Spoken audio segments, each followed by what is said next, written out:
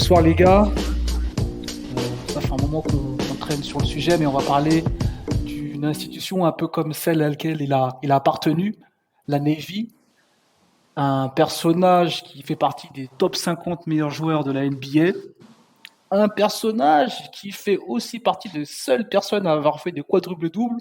Je veux bien sûr parler de notre ami David Robinson, et qui est euh, l'une des parties des tours jumelles de San Antonio.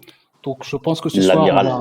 on va parler cette personne qui Et- représente beaucoup pour la franchise de San Antonio. Ah, mais clairement, t'as dit les Twin Towers. C'est les vrais Twin Towers. C'est pas les Twin Towers, Danilo Pereira, William Carvalho. Ça, c'est les vrais Twin Towers. C'est pas les Twin Towers, les Twin Towers, genre, ça tient même pas, ça s'effondre direct, pas besoin d'avion, ça s'effondre direct. Oh, celle-là, elle est, hein. Attention, monsieur. Hein. Dans un Non, podcast mais- où on parle de l'armée américaine, en plus. Attention. En hein. plus. Non, mais là, on va parler quand même d'un monsieur marquant de la NBA des années 90. Hein. On parle quand même d'un des meilleurs pivots de cette période, entre 90 et 2000, là où il y a une énorme, il y a eu beaucoup de pivots forts, Shaquille O'Neal, Hakeem Olajuwon, Pat Ewing. c'était vraiment, et genre même quand tu t'affrontais pas le gratin des pivots, t'avais des pivots comme Rick Smith, des mecs comme ça, c'était pas facile de les jouer. Hein. Puis t'avais aussi encore des mecs comme Horace Grant, même Alonzo Mourning. Bien Enfin, sûr, bien sûr. Il y a du monde. Hein. Voilà, bien sûr, il y a du monde. Et vraiment, et j'en suis sûr, il y en a plein que j'en cite pas là. Et il a réussi à plus que exister, il a réussi à quand même être assez dominant dans cette ère où vraiment il fallait être très très fort à l'intérieur. Donc ouais, moi je suis content qu'on parle de David Robinson dans ce podcast. Toi Samuel, t'es chaud sur Robinson, c'est comment? Bah moi, Robinson, je suis chaud parce que déjà, c'est un de mes premiers, on va dire, souvenirs de basket. Parce que clairement, euh, pour moi qui suis né en 92, on va dire que l'épopée de Jordan, c'est encore un peu, enfin, je suis encore un peu trop jeune. C'est plus après en grandissant que tu revois et que tu, enfin, on a vécu le truc, mais on a vécu le truc plus comme un enfant, vraiment petit. Et on va dire que quand tu t'intéresses au basket vraiment, que tu commences à aller à faire du basket en club, aux entraînements, et bah, tu arrives à une époque où c'est une surdomination des Spurs et des Lakers. Et cette surdomination des Spurs et des Lakers, ça commence avec notamment David Robinson. Moi, un de mes plus vieux souvenirs, du coup, c'est la victoire des Spurs face aux Nets, pour l'anecdote en 2003. C'est un de mes, enfin, je me souviens regarder la finale, je me souviens de la sortie de Robinson en fin de match avec Georges Eddy qui est en folie. Voilà, Ah, donc ouais, tu m'étonnes. c'est c'est un de mes faits, on va dire, les plus marquants de ma jeunesse en tant qu'auditeur de basket et un des matchs qui m'a le plus marqué, par exemple, c'est le Nets Spurs. Donc ouais, parler de David Robinson, ça fait plaisir. Et t'as supporté les Lakers, t'as pas supporté les Bah Spurs non, après. Hein. j'avais Après déjà un moment, commencé. Tamas. J'avais déjà commencé à supporter les Lakers avant, attends. Ça, c'était Ah j'avais ouais. déjà NBA Live 98, tu vois, je t'ai dit, c'était déjà la bandaison. Mais en tout cas, un de mes souvenirs de matchs regardés en entier, tu vois, quand tu commences à comprendre un peu le basket, donc je devais avoir, Ouais. comme quoi, ouais, 2003, donc j'avais 11 ans, tu vois, tu commences à Ouais. comprendre vraiment le basket, les postes, tu vois, ces Mhm. choses-là, et c'est le premier match, on va dire, où j'ai un vrai souvenir, ou enfin, un vrai truc, quoi. C'est une vraie série, quoi. Bah de toute façon, bah maintenant, ça c'est la fin de sa carrière. Maintenant, on va repartir au début de sa carrière. Paul, toi, t'as des mots déjà, il est drafté en 87, c'est ça? 87, ouais. Ouais, drafté en 87.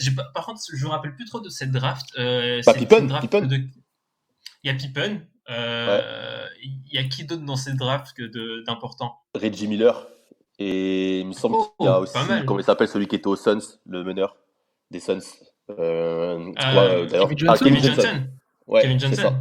Ah oui, Ouais, oui. il y a Ah, Kevin Johnson. c'est quand même une draft pas mal, hein. C'est une draft. Ouais, ouais, Il y a il aussi y a des mecs pas mal. Ah, il y a aussi Mark Kenny Smith Jackson. aussi, hein. Horace Grant, Kenny Smith. Ouais. Ouais. Non, non, il est pas mal la draft, elle est Muggsy pas mal. Bugs. Ah, Muggsy Ouais, Bugs aussi, ouais, tu vois. c'est une jolie draft quand même. C'est pas de la merde. Ah non, c'est Non, pas il est C'est pas pas de la mal, il est merde. pas mal. Et du coup, il arrive mais par contre, il commence pas direct, c'est ça, Paul.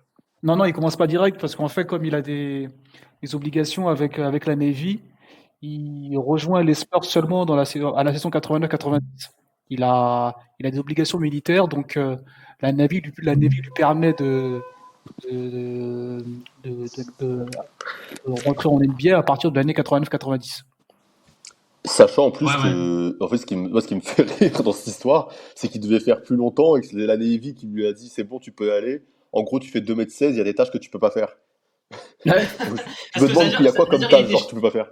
il était chaud pour continuer David Robinson. Il Là, voulait aller en fait, faire là, j'ai compris. il voulait aller faire la guerre et tout, je crois, il était chaud. Je crois qu'il était chaud.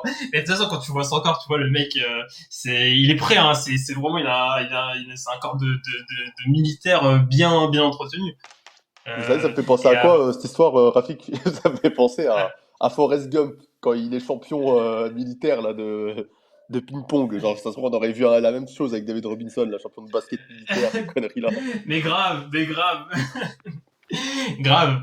Mais lui, en plus, dès qu'il arrive en NBA, le mec, il fait deux ans dans la Navy, donc il a pas une pratique régulière du basket. Il arrive déjà dominant. Première saison rookie, dominant directement. Les San Antonio passent d'un bilan il me semble ils étaient quand même à 20 victoires ou 26 victoires. Bah, il y a plus 35 victoires, en tout cas. Ouais. C'est un record 21 NBA. victoires. De 21-61 à 56-26. Hein. Bon, c'est pas uniquement le seul responsable. T'as aussi la venue de Terry Cummings, qui vient des Bucks et qui aussi apporte une certaine fraîcheur à cette franchise qui en avait grandement besoin. Et ouais, directement rookie de l'année. Et en plus, il commence un premier match contre les Lakers, Samuel, où il va faire un premier match à 23 points, 17 rebonds, 3 comptes, contre des Lakers qui étaient 3 fois. T'es pas obligé de préciser les Lakers, hein. Tu vas te calmer. Hein. Si, il faut le dire. Vous vous privez pas quand les joueurs font une grosse performance contre les Bucks. Et ben maintenant, je vais à chaque fois dire que quand un joueur fait une grosse performance contre les Lakers, mais contre Karim, LeBron, il était parce que pour fatigué. Vladimir, il n'y a pas Karim d'équipe, était on va dire fatigué. contre LeBron. Dès qu'il y a un mec qui va taper LeBron, je vais le dire. Dès qu'il y a un mec qui va faire du sale au Celtic, je vais le dire pour Paul. Non, Damas, je dis rien, Damas, il est compatissant. On est dans la même galère. Damas, Même galère. le pauvre, il y a même Westbrook qui fait des performances contre son équipe. La même galère. On est ensemble. Et du coup, directement impactant. Et j'ai noté quelques performances qu'il fait sur sa première saison, sur sa saison rookie. Il fait le retour. 41 points, 17 rebonds, 36 points, 19 rebonds, 33 points, 21 rebonds et 3 triples-doubles points rebonds contre. Le mec, il est déjà prêt, Paul. Ah ouais, je pense que le fait d'être été à la Navy, ça a été un plus. Et puis c'est quand même grâce à lui, ça fait la meilleure progression de l'histoire au niveau de la NBA. Donc je pense que tout de suite, il a eu un impact important dans la franchise. Après, comme tu disais, c'est pas forcément que lui, parce que ils ont aussi réussi à mettre en place autour de lui des joueurs qui ont apporté de la fraîcheur. Mais je pense que son addition a grandement participé à cette évolution. Oui. Mais faut quand même dire, pour un rookie, c'est quand même ouf, première saison, de claquer 24 points, 12 rebonds, Oui. et je crois presque 4 comptes par match, quoi. Donc, tu vois, le mec, il est prêt à répondre au combat physique qui est présent à l'époque, fin des années 80, début 90 sur NBA, et il a pas peur de se montrer directement, et de se cacher. Enfin, il aurait pu avoir un moment d'intégration, parce que quand même, il arrive un peu tard. Je pense qu'on n'attendait pas à ce niveau d'entrée, du côté des Spurs, quoi. Totalement. Et il a même confirmé saison rookie, où il va faire une saison à 25,6 points, 13 rebonds et 3,9 comptes. Le mec, il confirme, il est là. Il me semble. Bon, j'avais dit qu'il avait remporté le titre de rookie de l'année et qu'il était all rookie, mais je crois aussi que deuxième saison, il me semble qu'il remporte un trophée. C'est troisième saison. Troisième saison, il est défenseur de l'année. Non, mais si, deuxième saison, c'est pas un titre, mais il est meilleur rebondeur de la ligue. Deuxième saison, meilleur rebondeur de la ligue. Ouais. Où il 13 rebonds par match, 13 rebonds par match. Ouais. C'est ouf, le mec, déjà de saison, il commence déjà à gagner des titres, et après, il y a cette, par contre, je crois qu'il va en playoff aussi, deuxième saison, mais oui, deuxième saison, il vient un upset, il me semble, un upset contre les Warriors, un des upsets les plus retentissants de l'histoire de la NBA. Bon, les Warriors, apparemment, ils ont l'habitude des upsets. Plus tard, il y a celui contre Dallas, bien plus tard. On en a parlé d'ailleurs dans un podcast, ouais, du coup, le mec, 2 saisons, déjà là. Et ça continue, hein. Je sais pas si vous avez ces stats sur les 2 saisons suivantes. Il fait du Bah, 3e saison, ouais, défenseur de l'année, meilleur défenseur, c'est ça, 3e saison. Et la 3e saison, c'est ça. Il est encore en double-double, il a plus de 4 comptes par match, il a 4,5 comptes par match. Ouais. Je sais pas si on se rend compte, je pense que c'est le meilleur de la ligue aussi. On rappelle encore une fois quand même qu'il y avait du beau monde, hein, dans la ligue, hein, dans la fin des années 90. Donc c'est pas, fait pas ça face à Demarcus Cousins et André Drummond, hein, d'accord les gars. Faut prendre où on en est. Il y a cette difficulté-là, et il y a aussi le fait que presque tout se joue à l'intérieur, du coup, beaucoup plus de contres, et être meilleur contreur, c'est vraiment une énorme performance à cette époque. Et les Spurs font 2e bilan de la ligue, quoi. Donc ils sortent au premier tour, donc c'est une déception, ils sortent contre les Warriors.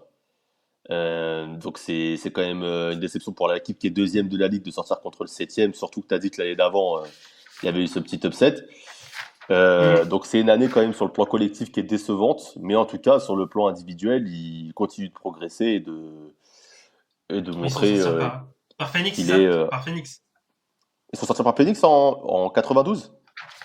92-93, je sais pas si c'est la saison suivante. Il me semble que Charles Barkley a beaucoup éliminé David Robinson. Il a éliminé peut-être, je crois, 2 ou 3 fois. Non, mais c'est dur pour David Robinson. Il me semble, je sais pas si tu as ça, Paul, mais il me semble que Charles Barkley, il a fait un peu de mal à David Robinson.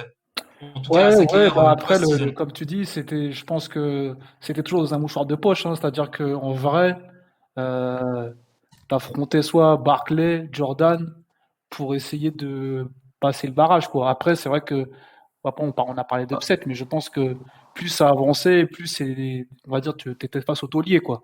Les gens qui sont là, qui ont roulé leur boss, qui connaissent un peu les ficelles du business, quoi. Et en 93, il sort en demi-finale de conf contre les Suns aussi, où ils perdent, je crois, 4-2, et Barkley, lui, fait une série de malades, et Robinson se fait complètement banger, et on commence déjà à faire des critiques à ce moment-là. Ouais, par contre, quand les Suns bat San Antonio en 92-93, Phoenix est largement favori dans cette oui, série. Bien sûr.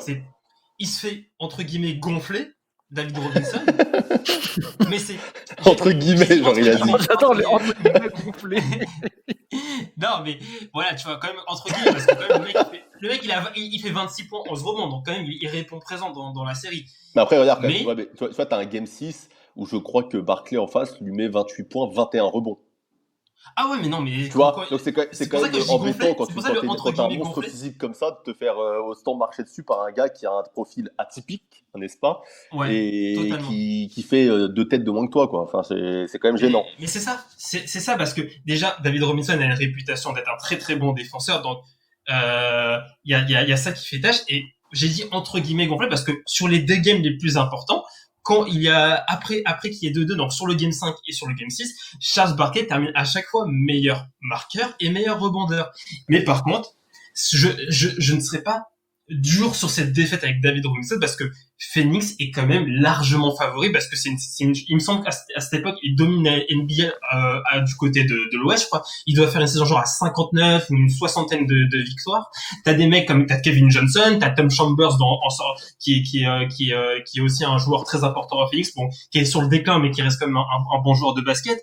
Et mais il y a toutes ces défaites en play-off qui commencent à s'enchaîner. Et on arrive à la saison 93-94, c'est la saison de quoi 93-94? Pas la saison du quadruple-double, hein. C'est la saison du quadruple-double, mais je crois qu'il y a plus important, il me semble. Il y a plus Jordan.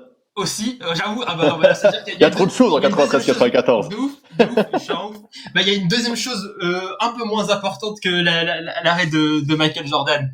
Il y a Ah bah oui, c'est le plus important, et puis on le sait. Il y a ce titre de... Là, t'as mis ton costume de bandeur, Rafik, qu'est-ce qui se passe? Il faut le dire. Il faut compenser parce que là, il y a beaucoup, ça a beaucoup parlé de LeBron, je crois, prochainement, ou ça peut-être même déjà, on a même déjà parlé de LeBron, donc du coup, il faut rééquilibrer et même remontrer que quand même le boss c'est Michael Jordan. Et, Ou attends, et faut ouais, pas dire ça là. Vladimir, il va faire une pétition contre toi sur non, non, Twitter. je suis un c'est 94-95 qu'il est MVP. C'est MVP, Mais c'est 94-95, oui, 62 oui, victoires, ouais. c'est ça. C'est pour ça. Oui, c'est pour ça que en fait, c'est comme 94, c'est sa grosse saison en termes de stats où il fait, Ouais. c'est Mais il est fou la en saison où il playoff. fait le quadruple double. Ouais, il y a la saison quadruple double. Le 29,8 dernier points de moyenne et 4,8 passes, 10,7 rebonds, 3,3 comptes en 93-94. Donc en fait, il est vraiment sur tous les fronts, t'as raison. Et, totalement. niveau statistique individuel, il passe un vrai cap, tu vois. Il est vraiment sur tous les fronts. Je crois que même c'est une saison où il tourne à 34,5% à 3 points. Je sais pas si on se rend compte par rapport à C'est ouf. Robinson. Voilà, donc il a une vraie progression de ce côté-là. Il tente des shoots enfin, il est sûr de son talent, on va dire. Mais en playoff, ça échoue, il me semble, passe au Jazz au premier tour des playoffs. Ouais. Et du coup, on commence aussi le vraiment Jazz qui a beaucoup éliminé Robinson. Mais juste parce que je sens que tu vas sortir de cette saison. Juste, il y a ce quadruple double qu'a mentionné Paul, un quadruple double incroyable. C'est le dernier, je crois, c'est le dernier en date. Il n'a plus de quadruple double.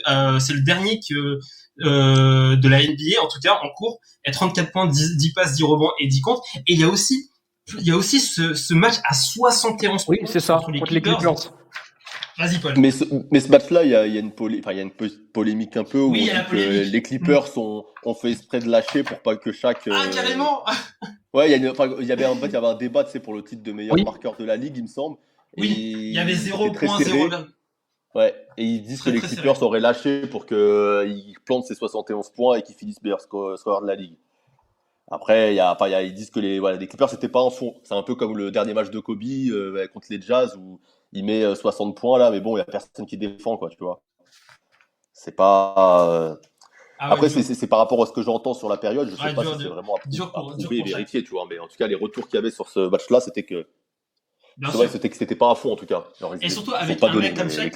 Parce que ouais, et en plus comme il bat Shaq sur le fil, Shaq c'est un mec qui peut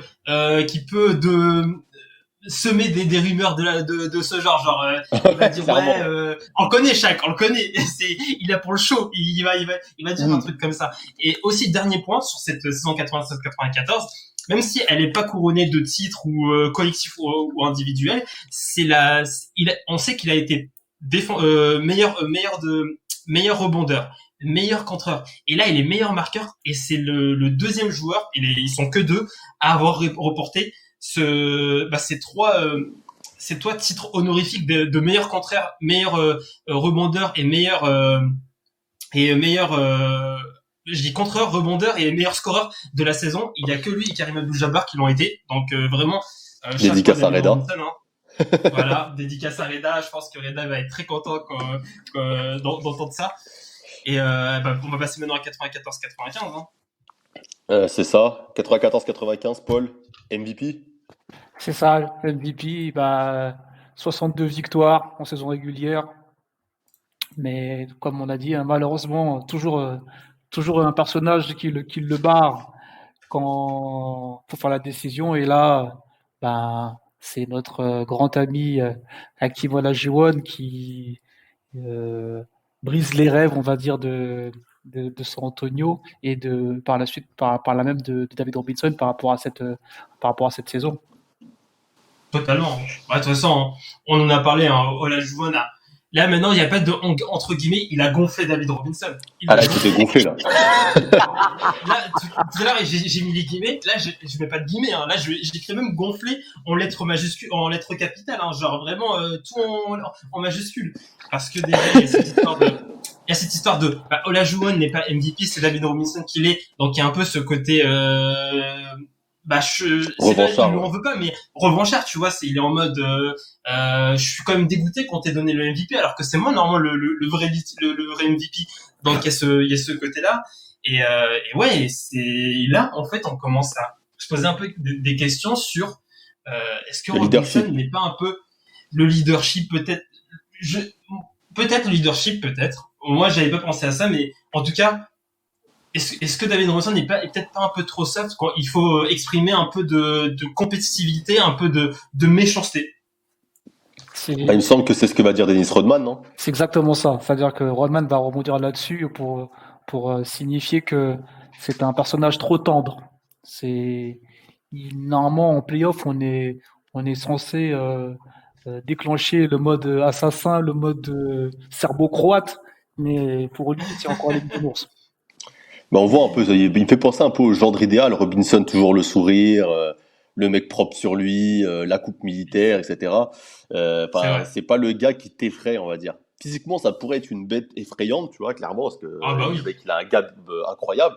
Mais au final, le gars sur le terrain, il te montre pas ce côté hargneux que pouvaient avoir d'autres mecs à l'époque. C'est ça. Et je pense que c'est ça qui lui fait des défauts. Et c'est ça que veut dire, je pense, Rodman, quand il dit trop tendre, c'est qu'arrivé en playoff, le mec, franchement, Robinson, niveau bagage technique au basket, il a des moves, il est bon. Bien Tu sûr. peux pas lui dire que c'est pas un bon joueur Il a de une vraie basket. main Ça, gauche, c'est hein. faux. Vraie Bah main oui, gauche, hein. Vraie il a main une gauche. vraie main gauche. Par exemple, pour scorer 71 points dans un match, même si on dit que ça n'a pas défendu à fond ou quoi que ce soit, faut quand même avoir un minimum on va dire, de bagage technique, de variété Bien offensive et sûr. quelque chose à exprimer. Mhm. Donc ça, on pourra jamais le reprocher. C'est peut-être même un des plus talentueux de ce côté-là.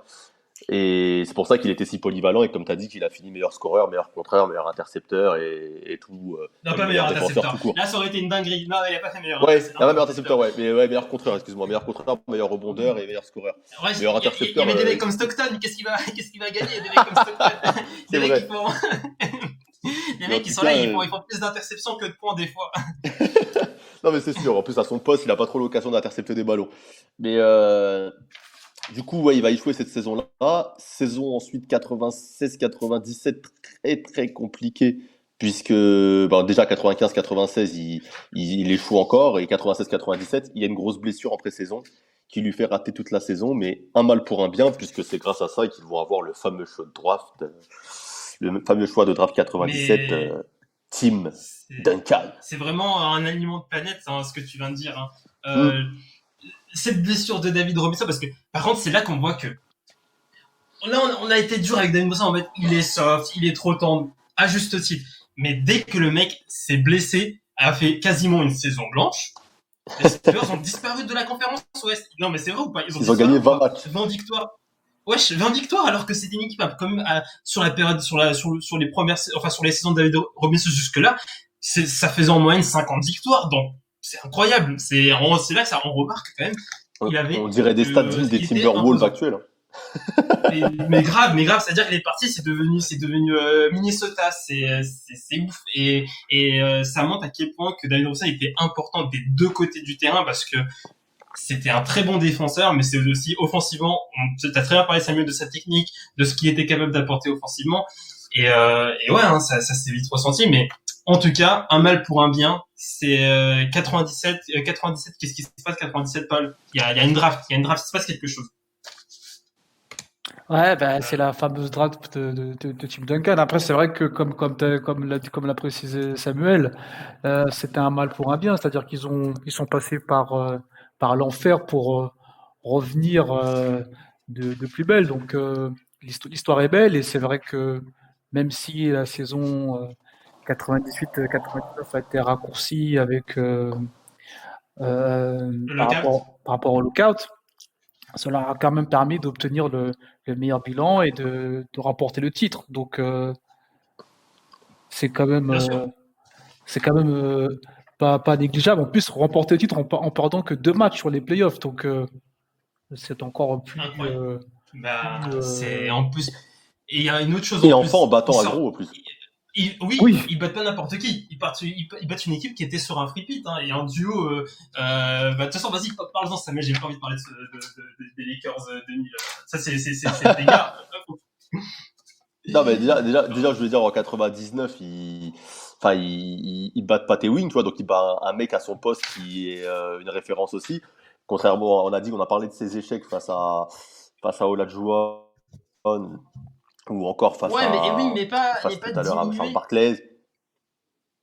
Si, Pat Ewing est diminué, mais bon, je dis, on critique, mais il faut dire aussi quand c'est bien, tu vois ce que je veux dire. Donc là, il y a quand même une victoire face aux Knicks. T'as raison. Il leur marche dessus. Enfin voilà, les Spurs sont. Mais non, mais c'est surtout Tim Duncan. Oui, bien sûr. C'est Tim Duncan. Les fans des Spurs, ils vont t'attraper par le callback, Rafik. Je trouve que t'es dur avec Robinson, là. Non, mais quand même, attends. Non, mais de toute façon, moi, là, il faut dire la vérité. C'est quand même Tim Duncan, le joueur le franchise player des Spurs au moment où les Spurs sont champions. Et par contre, ce que a réalisé David Robinson, et pour moi, ce qu'a fait David Robinson a été très important dans la carrière de Tim Duncan, et je pense que s'il n'avait pas fait cet effort de prendre du recul, de laisser plus d'espace à Tim Duncan, parce que quand Tim Duncan arrive, David Robinson est encore un mec à 23, 24, 25 points de moyenne. Il a des stats limites du go-to-game d'une franchise. Il laisse volontairement plus de place à Tim Duncan. Il prend un rôle de mentor pour Tim Duncan, de grand frère, et en fait, il fait tout pour assurer l'avenir de la franchise, assurer l'avenir de Tim Duncan et préparer sa succession. Et je pense que s'il n'avait pas fait cet effort tout cet effort-là de prendre du recul, en plus, la NBA, vous savez, c'est l'ego, il faut avoir la notoriété, etc. Ils s'en foutaient, et c'est, pour moi, il a été récompensé, de ce titre en 99. Et pour moi, vraiment, chapeau à lui, hein, surtout dans ce monde de NBA. Bon, lui, c'est un peu une anti-star. Toi, t'aimes bien parler des anti-stars, Samuel. Ouais. Mais c'est un peu une anti-star, David Robinson. C'est ça, et Paul, en plus, comme après cette victoire, ce qui est dur, c'est qu'ils se font battre par les Lakers pendant 3 ans, quoi. Enfin, pendant 3 ans, les Lakers sont au-dessus, et à l'ouest, c'est dur d'avoir quelque chose à manger, quoi. C'est ça. Mais en même temps, les Lakers, ils avaient, je pense, décidé aussi de mettre les bouchées doubles pour faire en sorte qu'ils soient que les seuls à mettre la main sur le Larry O'Brien Trophy. Donc, je pense qu'ils ont fait ce qu'ils avaient à faire, et je pense que ça a rendu aussi les autres un peu revanchards. Je pense que quand tu te fais laver par la même équipe tous les ans, quand tu reviens, t'as la bave aux lèvres. Tu dis, attendez, comment ça? Moi, je me suis fait laver. C'est les mêmes gars, on les connaît, ils nous lavent quand même. Ah, les gars aujourd'hui, je vous trouve sombre. L'autre, il dit il s'est fait gonfler, Non, l'autre, non. il s'est fait laver. Non, mais en plus, Une fois bien, c'est un chat, ils se sont fait laver. Quand une équipe te bat pendant 3 années consécutives, c'est qu'ils sont quand même plus forts que toi. Donc en vrai, tu viens, oui. mais même si ton Et ce que je esprit disais, il est revanchard, les mecs ils sont plus forts que toi. Donc je pense que ça apporte quand même un peu de piment dans la compétition. oui, et ce que je disais par rapport au fait qu'ils ont battu une équipe en free pit, dans ma tête, là, j'étais en 2002, j'étais plus en 99. Bien sûr que quand ils tapent ils font le free pit contre, quand ils tapent les Lakers en free pit, c'est bien sûr à la période, c'est en 2002. En 99, bien sûr que quand ils tapent les Lakers, c'est pas les Lakers Bien oui, de 2002. bien sûr. Oui, bien sûr. En 2003, d'ailleurs, c'est une série de ouf. Enfin, j'invite même à revoir aux auditeurs la série. Les matchs 4 et 5, ça se joue à 95-99. Et il me semble 94-96, le Game 5. C'est des matchs. C'est là que tout bascule, on va dire, côté Spurs. D'ailleurs, tu en as parlé, Rafik, dans le podcast, je crois, sur Kobe, ce fameux match Lakers-Spurs, où je crois que même d'ailleurs Kobe a un peu trop. Au niveau du scoring, il répond vraiment présent, mais que les Lakers se font vraiment dominer par cette défense qu'a les Spurs, et c'est mené notamment par Robinson, par Bruce Bowen, par des mecs qui sont capables d'élever leur niveau de jeu. Il y a l'arrivée de Ginobili aussi dans cette équipe. Donc ça fait vraiment une équipe. Pour rappeler le 5, tu as Duncan, Parker, Bowen, Stephen Jackson, David Robinson, tu as Manu Ginobili sur le banc, tu as Speedy Clarkson. Tu as du monde, hein. C'est une équipe qui est vraiment belle. Équipe, hein. Et du coup, ils vont battre les Lakers en 6 matchs, donc c'est la fin d'une dynastie. Et ensuite, ils enchaînent avec cette finale NBA, parce que je crois qu'en finale de conf, si je dis pas de conneries, ils avaient sorti les Mavs. Et ensuite, en finale NBA, du coup, ils affrontent les Nets, et d'où mon fameux souvenir. Je crois que ça m'a marqué parce que les Lakers avaient perdu avant, c'est peut-être pour ça aussi. C'est normal. Non, mais c'est normal d'être marqué et de voir Shaq et Kobe se faire sortir. C'est marquant, hein, c'est marquant. Et mais c'est vrai qu'ils avaient une très très belle équipe. Déjà, Tim Duncan était assez inarrêtable. David Robinson était là pour un peu embêter le Shaq, hein. Et en 2000, et après ça va battre les Nets, hein. Les Nets qui étaient sur c'était la deuxième finale NBA des Nets, et ils vont les battre 4-2, mais c'est en toute maîtrise. Je sais pas si vous êtes d'accord avec ça, mais pour moi, c'était en toute maîtrise. Ils prennent 2 victoires, les Nets, mais c'était maîtrisé du côté des Spurs. Ouais, en plus, faut préciser à nos auditeurs qu'on a fait un un podcast sur ces fameux Nets, et c'est vrai qu'on revenait sur cette question de maîtrise et aussi de manque d'expérience, c'est-à-dire que les Spurs, ils avaient l'habitude de jouer des finales ou de jouer des matchs à couteau tiré. Donc la gestion du tempo, la gestion des possessions, la gestion du chrono, ne pas trembler quand il faut mettre les paniers, c'était pas le cas des Nets, même s'ils avaient fait précédemment des finales, mais c'est pas cette habitude de se dire bon, c'est pas grave, comme on le disait dans le podcast, même si on est devant, on va aller doucement, une position Ouais. par une position, on fait des stops. Et c'est ça qui, je pense, a fait la différence, comme tu dis, par rapport à la maîtrise sur cette finale. Ouais. Mais justement, cette finale, parce que tu parlais de maîtrise Rafik, mais en fait, t'as les Spurs qui mènent 3-2 en arrivant au Game 6, et à l'entrée du quatrième quart-temps, les Nets dominent les Spurs. Et du coup, les Nets dominent les Spurs, et les Spurs font un quatrième quart-temps de folie où ils leur mettent 31-14. Mhm. Et c'est là que tout bascule. Et je me rappelle que tout est en folie. Même je me rappelle même de Georges Eddy qui criait David Robinson. David Robinson, je crois qu'il sort avant la fin du match, genre pour qu'il ait une ovation du public, parce que je crois que le dernier match, il se situe à San Antonio, si je dis pas de bêtises, tu vois. Et enfin, en tout cas, je sais qu'il y a une ovation de Robinson quand il sort, parce que c'est le dernier match de sa carrière. Et en tout cas, ce quatrième carton, ils les ont vraiment boxés, quoi. Parce que c'était serré, les Nets espéraient revenir à 3-3, et au final, le carton, là, t'as du monde qui score au niveau du banc. Surtout, le banc des Spurs est impressionnant, et Robinson en défense, il prend 7 rebonds. 7 rebonds seulement sur le quatrième carton. Donc, les mecs, ils étaient passés. Enfin, on a reproché, par exemple, son côté un peu mou dans les moments chauds. Là, pour le coup, dernier carton, il a mis le bleu de chaud, quoi. Ouais, clairement. Et j'aimerais aussi dire, c'est David Robinson, c'est pas quelqu'un qui, en fait, c'est pas parce que il a gagné 2 titres uniquement quand il y avait Tim Duncan que ça fait de lui un joueur incapable de gagner. On a dit qu'il était un peu tendre, mais moi je pense que même si, par exemple, si on avait switché les deux joueurs et que Tim Duncan était tout seul au tout début et et après il est rejoint par David Robinson, je pense, je vais pas dire que c'est de manière sûre, mais je pense que ça aurait été pareil. Je pense pas que Tim Duncan aurait pris une bague NBA avec ses Spurs. La concurrence était tellement rude à cette époque. Jouer contre des Olajuwon, Charles Barkley, limite à chaque série de playoffs, tu rencontrais une grosse tête. C'était soit Barkley, soit Malone, soit c'était incroyable. Et du coup, bah fin de carrière. Hein. Fin de carrière. Mais clairement, tu as raison, parce qu'en plus, les Spurs ont 5 titres, et il a gagné quand même les 2 premiers aujourd'hui. Et puis, moi, en fait, je pense que Robinson, c'est le mec qui a mis, tu vois, les Spurs sur la carte un peu. Tu vois, c'est lui qui a mis les Spurs sur la carte. Et Duncan, c'est le gars qui les a fait passer dans une autre dimension, qui les a fait passer en franchise un peu mythique, j'ai envie de dire.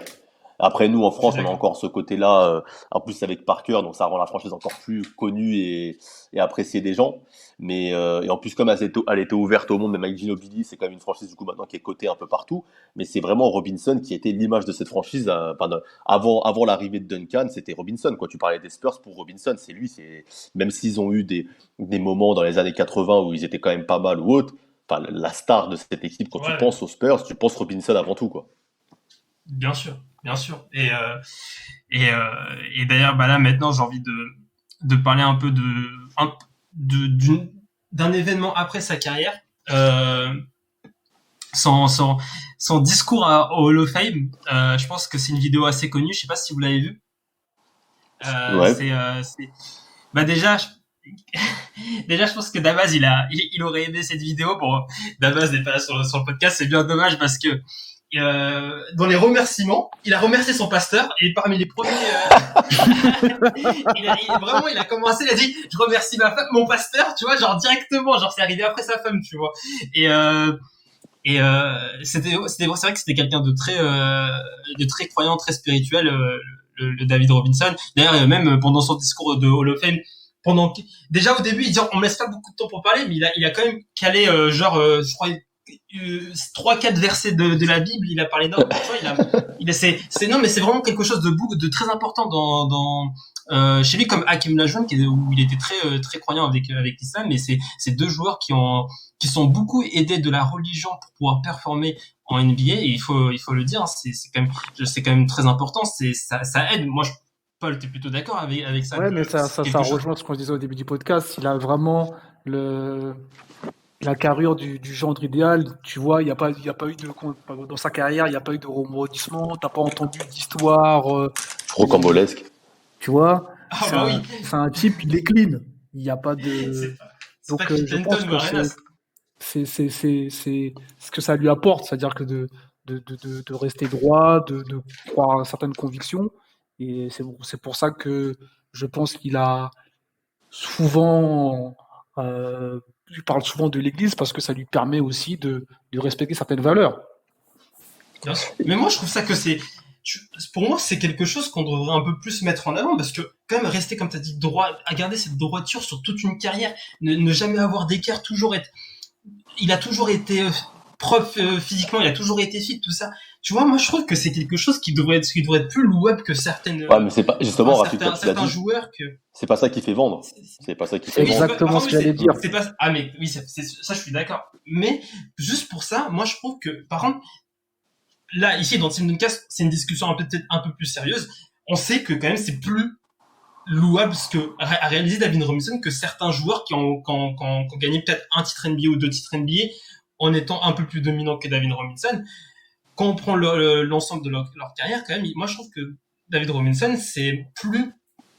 ça peut être plus impressionnant ce qu'il a fait. Dans cette droiture, tout ça. Moi, je trouve ça Bah, c'est une carrière très, très modèle, on va honorable. dire. C'est C'est une ça. carrière modèle. Il a tout Voilà. gagné individuellement. Collectivement, il finit en beauté avec 2 titres. Le gars, il a jamais été critiqué spécialement sur sa personne et même sur son basket. Il a toujours été reconnu à sa juste valeur. Il est champion olympique aussi avec Team USA, faut le rappeler. Il a des grosses performances, comme tu l'as dit, quadruple-double. Il est dans les seuls joueurs à avoir marqué plus de 70 points dans un match. Le seul joueur aussi avec Shaq, qui me semble, à avoir mis plus de 40 points et 15 rebonds en saison rookie. Enfin voilà, le mec, il a des performances qui restent ancrées dans l'histoire, et en plus de ça, il est irréprochable, et il est identifié à une seule franchise, et il a marqué l'histoire de la franchise et du basket. Donc c'est sûr que tu as raison de le dire, c'est quelqu'un qui a une carrière honorable, bien plus que certains qui ont sûrement eu des carrières plus, enfin, qui ont plus gagné que lui peut-être. Là après, je t'avoue, j'en vois pas spécialement en tête. Non, au même moi, non, j'ai dit, moi, Mais, j'ai dit 1 ou 2 titres, j'ai voilà. pas dit plus que lui. 1 ou 2 titres. Non, mais genre, en gros, non, mais même sans parler de titres, t'as des mecs, on en parle plus que David Robinson, mais ils ont peut-être pas, ils ont peut-être pas fait une carrière aussi modèle que David Robinson. Ouais, bien Et sûr. comme vous l'avez dit, David Robinson, ça ne se vend pas. Ça ne se Oui. vend pas, mais C'est comme la franchise. La franchise, elle est des fois même considérée comme boring ou pas intéressante parce que ça vend pas du rêve. Enfin, quand tu regardes sur les San Antonio Spurs, mais c'est dommage en si, plus. si tu aimes le basket, forcément, tu regardes les fondamentaux, tu regardes les systèmes de jeu. Bien sûr, tu vas kiffer. Mais en vrai, dans le spectacle, dans le show, c'est pas ce que tu vas regarder en premier. Si on te propose un choix entre regarder, je sais pas moi, les Lakers ou les Sacramento Kings, Même les Knicks, hein, même, en vrai, on voilà. critique, mais tu vois, même les Knicks, pour les regarder perdre, ça t'intéresse plus que de regarder perdre une autre équipe, parce que les Knicks, c'est New York. Enfin, c'est l'attractivité de la ville, c'est le côté business autour. C'est sûr que les Spurs, c'est pas le truc le plus. T'as raison, Paul, c'est pas le plus vendeur. Non, Et on carrément. voit là actuellement qu'il n'y a pas de. Actuellement, là, en saison 2021, il n'y a plus de réel star aux Spurs. J'ai l'impression que c'est l'équipe qui passe un peu dans l'anonymat et qu'on s'attarde pas trop tant qu'il n'y a pas un joueur qui nous y intéresse en fait. À part si tu es un fan conditionné des Spurs, comme peuvent l'être le compte Spurs France sur Twitter qui est très actif d'ailleurs, qu'on fasse un petit coucou, ils nous suivent, je sais qu'ils écoutent nos podcasts régulièrement. C'est vrai, Et- c'est vrai. Mais voilà, c'est pas une équipe que c'est les jeunes qui commencent le basket, mais ils se disent pas tiens allez je vais aller suivre les Spurs. Il y a pas Curry, il y a pas LeBron, il y a pas eu de Kobe, voilà quoi. Même un mec Même le qui maillot. Duncan, c'est a dit quoi? Même le maillot, il est J'ai sobre. même le maillot. Ouais, même le maillot. il est- En vrai, nous en France, on l'a kiffé parce qu'il y avait Parker, donc c'est pour ça que c'est une franchise qui a été connue. Mais à l'étranger, tu vois, il y a pas un mec comme Curry ou LeBron ou quoi. Duncan, c'est quand même un monstre du basket. Pour moi, tu vois, c'est top 5 de l'histoire même.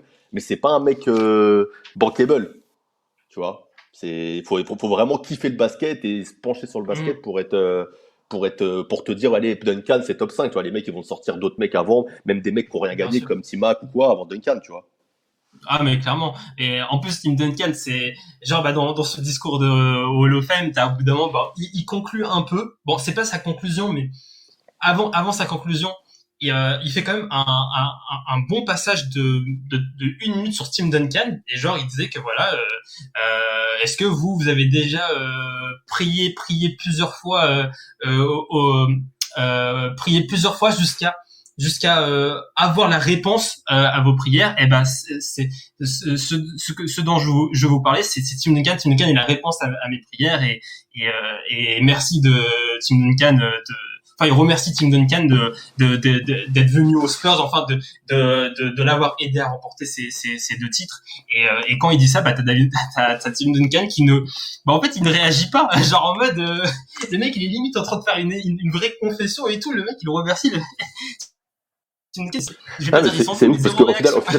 je trouve que c'est bien. Alors que, C'est qu'il a eu mais t'as raison, en fait, il a eu un comportement de mentor avec Duncan, j'ai l'impression, tu vois. ouais, clairement. Clairement, Duncan était plus talentueux, mais Robinson l'a pris sous son aile et je pense qu'il lui a permis aussi de progresser dans des secteurs de jeu peut-être que Duncan n'avait pas en rentrant en NBA. Et je pense que les deux se sont bien complétés. L'un a ramené son talent que l'autre n'avait peut-être pas, et l'autre lui a appris peut-être un côté, peut-être, je dirais pas humble, mais le côté, comment t'as dit, sérieux, le côté bosseur, le côté. Je pense que les deux familial, ils vont bien avec aussi. la ville, voilà. Franchement, je pense Ouais, que c'est mais des c'est mecs ça, c'est qui sont exactement bien ça. tombés, c'est parfait. C'est exactement ça. C'est exactement ça. T'as un dernier mot sur David Robinson, Paul?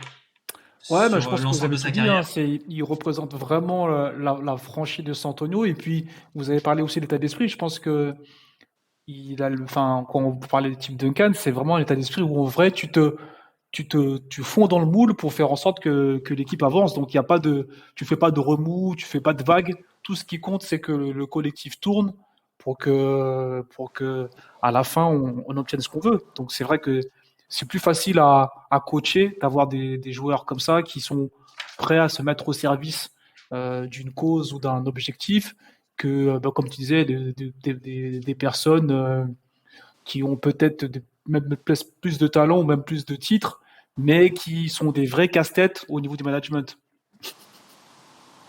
Bah carrément. Mais en tout cas, moi, c'est en redécouvrant sa carrière, c'est vraiment un joueur que j'apprécie beaucoup pour son style de joueur, pour ce qu'il a, pour toutes les qualités qu'il a montrées, son agilité, sa technique et le fait d'être bon des 2 côtés du terrain, et surtout pour ses qualités humaines où il a démontré une énorme générosité, gentillesse et une certaine humilité qui a permis aux Spurs d'être dominants après 2000.